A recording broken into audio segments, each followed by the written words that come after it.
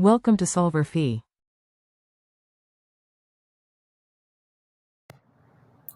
So for today's problem, we're considering two protons that are both traveling at the same velocity and are going to collide head-on.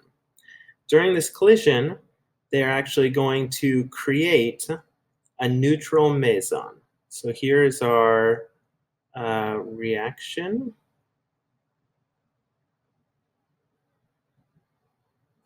And the question is asking for what is the minimum kinetic energy that these initial protons need in order to create this meson. And so if we want the minimum amount of energy, that means that the velocity final of proton 1 needs to be equal to the velocity final of proton 2, and they both need to be equal to 0. They need to be equal to 0 because this is when it will have the minimum energy, because there'll be no kinetic energy left over in either proton 1 or proton 2. So now with this information, the problem just becomes a simple energy conservation problem.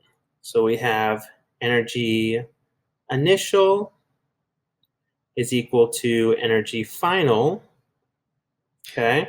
And the two types of energy here are kinetic energy and just mass energy. So initially, these protons are moving, and so they will have m of proton 1 c squared plus m of proton 2 c squared. And since they are moving at the same velocity, their kinetic energies are actually the same. So we have plus 2 times the kinetic energy of a single proton, okay? After they collide, they will have their final energy. As we stated before, the final kinetic energy of these protons will be 0. So therefore, we're just going to have mp1 c squared plus mp2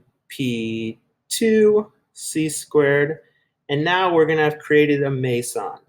So this meson will have a mass